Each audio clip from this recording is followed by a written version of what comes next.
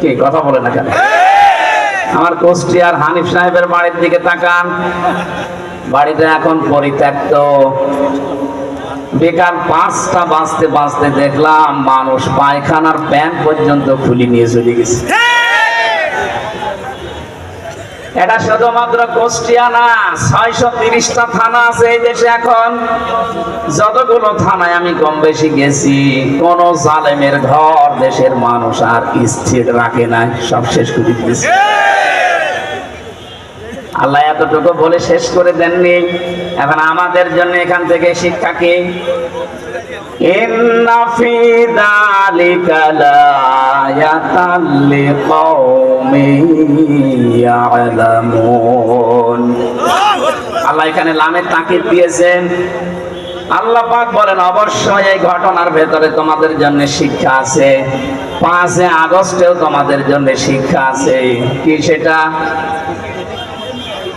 জালেমদের, এত বড় বড় বিশাল শক্তিশালী জালেমদের ঘর যদি আমি আল্লাহ সব পরিত্যক্ত বানিয়ে দিতে পারি, আগামীতে যারা চেয়ারে বসবে এরাও যদি জালেম হয়, তাদেরকেও আল্লাহ এভাবে পরিত্যক্ত বানিয়ে দেবে।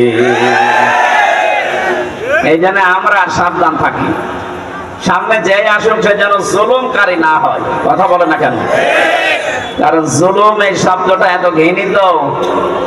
আল্লাহ পৃথিবীতে সবচাইতে বেশি ঘৃণা করেন জুলুমকে।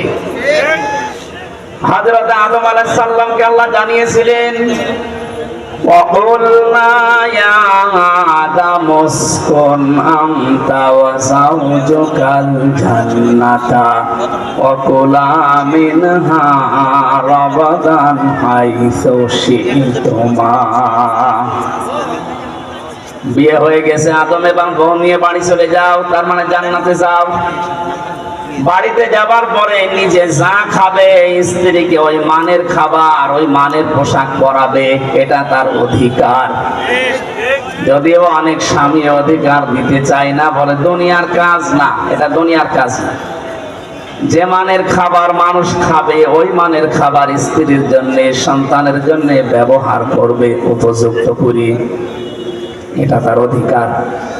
মেয়েরা যে অধিকার না বুঝে, কিছু শৃঙ্খল বিশৃঙ্খল মানুষের উস্কানিতে পা দিয়ে তারা মিছিল বের করে, তারা সংগঠন বানিয়েছে, নারী পক্ষ, নারী স্বাধীনতা আন্দোলন, নারী বিপ্লব পরিষদ, নারী মুক্তি পরিষদ, 13টা প্রায় সংগঠন কাজ করছে এই দেশে। নারীদের যে অধিকার আল্লাহ রাসূল দিয়েছেন, একটা আদায় করার জন্য না, সব ওদের ভোগ করার জন্য। এই জন্য মেয়েদের যে অধিকার আল্লাহ কোরআনে দিয়েছেন, ওরা যদি জানতো, আমার মনে হয় এই অধিকার আদায়ের জন্য ওরা রাস্তায় নামতো। সম্মানিত মা বোনেরা, যদিও ইসলাম বিরোধী যারা, ইসলামের দুশমন যারা আপনাদেরকে উল্টাপাল্টা বোঝায়, বাস্তবতা এইটা, ইসলাম সবচেয়ে বেশি অধিকার আপনাকে দিয়েছে পরিবার থেকে। আদম নবীকে আল্লাহ জানিয়েছেন, স্ত্রী বাড়িতে নিয়ে যে ঘরের ভেতরে একেবারে ঘর বন্দি করে রেখে দেবে, বস্তা বন্দি করে না, এইটা বলি নাই। রাগাদান হাইসু শিতুমা, এখানে নিয়ে বেড়াতে যাবে, যেখানে ইচ্ছা এই জান্নাতে যাবে, যা ইচ্ছা খাবে, কিন্তু সাবধান। এখানে আমার আল্লাহ যে 2টা বিষয় দিতে চেয়েছেন, স্ত্রীর খাবারের মান ঠিক রাখা, নিজে খাওয়া, ওই মানের খাবার দেওয়া। 2 নম্বরে তাকে মাঝে মাঝে বিভিন্ন জায়গায় নিয়ে যাওয়া। তো সাবধান, ওয়ালা তাকরাবা হাদিহিস শাজারা, এই গাছের কাছে যাবে না। আমরা এখানে অনেকেই মনে করি গাছ মানে শুধু গন্ধম গাছ, না। শুধু যদি গন্ধম গাছের নাম হতো, তাহলে আল্লাহ কোরআনে আয়াত নাজিল করে 1500 বছর পরে আমাদের জানাবে কোন কারণে। এই গাছ মানে জান্নাতের ভেতরে এটা একটা বর্ডার। পুরা জান্নাত আপনার জন্য উন্মুক্ত ছিল, যেখানে ইচ্ছা যাবেন, যা ইচ্ছা খাবেন, কিন্তু সাবধান, আল্লাহর এই নিষিদ্ধ বর্ডারের কাছে আসবেন না। আল্লাহ এটা বোঝাতে চেয়েছেন, আল্লাহর বর্ডার যদি কেউ ক্রস করে, সে আর সাধারণ থাকে না, সে জালেম হয়ে যায়। শুধু সে জালেম হবে না, ফাতাকো না, বচন দিয়েছেন আল্লাহ পাক, বলেন ফাতাকো না মিনাজ জালিমিন। এই গাছের কাছে যদি যে দুইজনই জালেম হয়ে যাবে। হযরত আদম আলাইহিস সালামের কথা মেনে নিয়েছিলেন, কিন্তু মেয়ে লোকের পাল্লায় পড়ার কারণে আমার আল্লাহ তাকে এই যে বিষয়গুলো পরবর্তীতে আমরা জানি। এখানে আমি প্রমাণ পেয়েছি তাফসিরে, পৃথিবী তৈরি হওয়ার পর থেকে আজকের এই দিন পর্যন্ত, এখান থেকে কিয়ামত পর্যন্ত শয়তান যত চক্রান্ত করতে পারে বা পারবে, তার চাইতে ভয়ঙ্কর চক্রান্ত করতে পারে বা পারবে মেয়ে লোক। এদের শয়তানের চক্রান্তের কথা কোরআনে কারিমে আল্লাহ যেখানে দিয়েছেন সেখানে দাঈফা দিয়েছেন, ইন্না কাইদাশ শাইতানি কানা দাঈফা।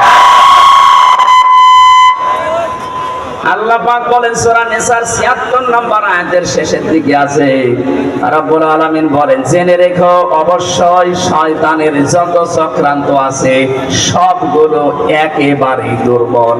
একেবারেই দুর্বল। আরো জোরে বলেন একেবারেই। সিস্টেম অপর পৃষ্ঠায় দেখুন, আল্লাহ পাক যেখানে মেয়ে লোকের কথা দিয়েছেন চক্রান্তের ব্যাপারে, সেখানে দাঈফা দেয়নি।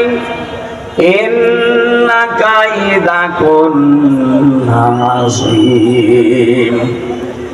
সূরা ইউসুফের ২৮ নম্বর আয়াতের শেষের দিকে আল্লাহ জানিয়েছেন শয়তানের চক্রান্ত দুর্বল, কিন্তু মেয়েদের চক্রান্ত ভয়ঙ্কর। এই আয়াতটা যার জন্য আল্লাহ নাযিল করেছিলেন তার নাম সুলাইখা। যদিও আল্লাহ সুলাইখার নাম এখানে দেননি, কোরআনে কারিমের ভেতরে যেই মেয়ে লোকের নাম আল্লাহ দিয়েছেন সেই মেয়ে লোকের দেখবেন স্বামী নেই। যেমন হযরতে মরিয়ম স্বামী আছে, কথা বলে না কেন? কিন্তু যতগুলো মেয়ে লোকের নাম ইনডাইরেক্ট আছে, ওই প্রত্যেকটি মেয়ে লোকের স্বামী আছে।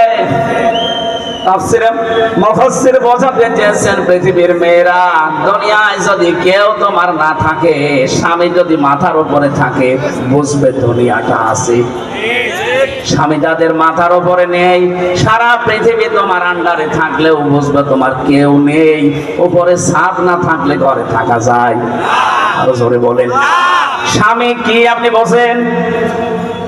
স্বামী যে কি জিনিস, কোথায় রাখা দরকার আপনি জানেন? নবীজি মাঝে মাঝে বলতেন মেয়েরা আল্লাহ বাদে সেজদা দেওয়া জায়েজ নেই। আল্লাহ পাক বলে যদি সেজদা দেওয়া জায়েজ থাকতো, মেয়েদের কানের কাছে মুখ নিয়ে বলতাম মেয়েরা যা করো স্বামীর পায়ে সেজদা করো। কোথায় তাদের মর্যাদা আপনি টের পাননি? আজ যারা স্বামীকে বাদ দিয়ে অন্য জায়গায় উল্টাপাল্টা কাজ করে বেড়াচ্ছেন, আপনি জেনে নেন, আপনি বুঝে নেন, বিশ্বাস করেন আপনি জাহান্নামী। প্রশ্ন আসতে পারে আমার স্বামী চরিত্র ভালো না, একটু খারাপ, এই কারণে আমি লাইন করেছি। আপনার স্বামী কি ফেরাউনের চাইতেও খারাপ? এক কথা বলে না কেন? আপনার স্বামী যত খারাপ হোক এই পৃথিবীতে ফেরাউন মার্কা স্বামী তো না। শুধু আল্লাহর উপরে ঈমান আনার কারণে তার নিজের স্ত্রীর হাতের ভেতরে ব্রেক লাগিয়েছে, পায়ের ভেতরে শলাকা লাগিয়েছে, কপালের ভেতরে ব্রেক লাগিয়ে মাথার উপরে গরম তেল ঢেলে দিয়েছে। আপনার স্বামী কি এই করেছে আপনি বলতে পারবেন? না, দুই একটা একটু চড় থাপ্পড় দিতে পারে। অথচ তারও তো স্বামী কি করেছে আপনি দেখেন। কোরআনে কারিম এটা বলছে আমাদেরকে, إذ قالت رب ابن لي عندك بيتا في الجنة إلى آخر آيات। সূরা তাহরিমের ভেতরে আছে 12 নম্বর 11 নম্বর আয়াত।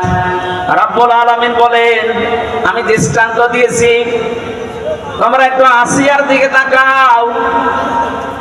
তার স্বামী যা করছিল তার সাথে এ বিশাল অবস্থা দেখার পরে আমি আল্লাহ নিজে ফেরেশতা জিবরাইলকে দিয়ে জান্নাতটা পাঠিয়ে দিয়েছি, যাও জান্নাত দেখাও। হযরতে আসিয়া এই কঠিন অবস্থায় যখন জান্নাত দেখতে পেলেন, ডাক দিয়ে বলে ফেরেশতা আল্লাহকে বলো জান্নাত শুধু না, এই জান্নাতে আমার জন্য একটা ঘর বানিয়ে দিতে, যেখানে বসে বসে আল্লাহকে সব সময় দেখা যায়। এবার আসেন মূল কথায়। হযরতে আসিয়া এত বড় কঠিন অত্যাচার জুলুম নির্যাতনের মুখে থাকার পরও কিন্তু স্বামীর জন্য তিনি বরদোয়া দেননি। ওয়ানাজ্জিনি মিন ফিরআউনা ওয়া আমালিহি ওয়ানাজ্জিনি মিনাল কওমিজ জালিমিন। এক আলিফ করে টান আছে। হযরত আসিয়া বলেছিলেন, মাবুদ, আমার স্বামী আমার উপরে জুলুম অত্যাচার নির্যাতন করছে, এই দৃশ্য দেখে তুমি যেন রেগে যেও না, তুমি আমার স্বামীর জুলুম থেকে আমাকে বাঁচাও, এবং আমার জুলুম যাদেরকে দিয়ে করে এর এই গুন্ডা বাহিনী, এই জালেমদের থেকে তুমি আমাকে বাঁচাও, কিন্তু আমার স্বামীর উপরে তুমি গজব দিও না। আপনি একটু খেয়াল করে দেখেন তো, কোন পর্যায়ে দাঁড়িয়ে তিনি এই দোয়া করছেন, যেখানে জীবন মরণ নিয়ে টানাটানি, মাথার উপরে গরম তেল চলছে, চুলগুলো উঠে যাচ্ছে, উলঙ্গ অবস্থায় রেখে হাতে পায়ে ব্রেক লাগিয়ে কপালের ভেতরে শলাকা লাগিয়েছে। এ কঠিন মুহূর্তেও তিনি জুলুম একেবারে শেষ পর্যায়ে জর্জরিত, তারপরও স্বামীর জন্য তিনি বরদোয়া দেননি, বলেছিলেন, আল্লাহ তুমি আমার স্বামীর জুলুম থেকে আমাকে বাঁচাও। আপনি যে জান্নাতের আশা করেন আসিয়ার সাথে, আপনি মিলান তো আপনার জীবনে এটা পাওয়া যাবে? বলেন যে না, ওর চরিত্র আসলে ভালো না, অন্যদিকে লাইন আছে। ফেরাউনের কি লাইন ছিল না? আপনার চাইতে ফেরাউন স্বামীর চাইতে কত গুণ খারাপ হতে পারে আপনি ধারণা করেন এই ঘটনা থেকে। এই জন্য বলছি, স্বামী যাদের মাথার উপরে আছে সে যেন মনে করে আমার মাথায় একটা ছাদ আছে। কি আছে? আল্লাহ রাব্বুল আলামিন এখানে আসিয়ার নামটা দেননি কারণ তার স্বামী ছিল, এখানে জুলাইখার নামটা সরাসরি দেননি কারণ তার স্বামী ছিল। স্বামী থাকা মানে দুনিয়া থাকা, স্বামী নেই আপনি অসহায় হয়ে পড়বেন। কত রকমের উলট পালট কথা, টিটকারি মস্কারি ফাউল কথা শোনা লাগবে সমাজে, আপনি টেরও পাচ্ছেন না। এখানে স্বামী বাদ দিয়ে যারা একা একা চলতে চান, বাবার বাড়িতে গিয়ে মন মতো চলবেন বলে আশা করে আছেন, আপনি ধ্বংস হয়ে গেছেন। হযরতে আসিয়া এবং জুলাইখার নাম কেন বললাম? তাদের নাম আল্লাহ কোরআনে দেয়নি কারণ তাদের স্বামী ছিল। কি ছিল? বলেন বলেন। স্বামী খারাপ হোক কিন্তু স্বামী তো আল্লাহ কায়দা দিয়েছেন, কন্যা দিয়েছেন বহু বচন। কেন আল্লাহ তার নামটা দিয়ে দিলে তো হয়েছে তো কি, ইন্না কাইদি কুন্নি, বাকি শব্দটা দিলে তো অর্থ আমরা পেয়ে যেতাম, কারণ এখানে আল্লাহ জুলাইখার নাম বলছেন। কিন্তু বাস্তবে দেখলাম নাম না দিয়ে বহু বচন দিয়ে আল্লাহ এটাই জানাতে চেয়েছেন, মেয়েদের যে চক্রান্ত এটা জুলাইখার একা না, কিয়ামত পর্যন্ত জুলাইখার মতো এরকম ষড়যন্ত্রকারী মহিলারা যাবে। আমার মনে হয় ওইটা একটা বাংলাদেশে আমরা পেয়েছিলাম। এই ষড়যন্ত্রের কারণে হাজারো আলেম এই 15.5 বছরে জেল খেটেছে, হাজারো মানুষ মানবতা ধ্বংস করেছে এই চক্রান্তের কারণে। পাশের রাষ্ট্রে ছিল মায়ানমারে আরেকজন, ওর চক্রান্তে কত লক্ষ লক্ষ মানুষ দুনিয়া থেকে বিদায় নিয়েছে, ওনাকে শান্তিতে নবী পেয়েছে। ওর কারণে কত মানুষ এই দুনিয়া থেকে বিদায় নিয়েছে, আদম সন্তান। কথা বলেন ঠিক কিনা? আমাদের যেটা জুলাইখার, যাই হোক, এর কারণে কত মানুষ 2732 জন মানুষ অলরেডি দেশ থেকে কিছুদিন আগে মরে গেল। এজন্য ওনার নাম এখন আপনি ইন্টারনেটে সার্চ দেন, 6 জনের নাম পাবেন পৃথিবীতে হত্যাকারী, গণহত্যার তালিকায়। একজন হিটলার, চেঙ্গিস খান, বাকি আমাদের পাশের রাষ্ট্রে আছে যিনি, ওনার নাম আছে, আর যিনি পালিয়ে ওনার কাছে গেছে কিনার নাম আছে। বাকি তো আমি নাই নাই বললাম। আপনি বলেন তো, যাদের নাম গণহত্যার তালিকায়, কত মানুষের রক্ত তারা চোষণ করেছে। এই যে আমার ফাঁসি চাই, এই বইটা আমি পড়েছিলাম, দেখলাম ওখানে লিখেছে মতিউর রহমান রেন্টু সাহেব, উনি নিজে লিখে দিয়েছে যারা পালিয়েছে ওদের 2 জনের অভ্যাস চরিত্র এই ছিল, কেউ যদি মারা যেত তার রক্ত দেখে তারা খুশি হতো। আমি যেটা বোঝাতে চাচ্ছি আপনাদেরকে, মেয়েদের চক্রান্ত যেহেতু ভয়ঙ্কর, এটা বসে নেই কিয়ামত পর্যন্ত, এটা চলতে থাকবে।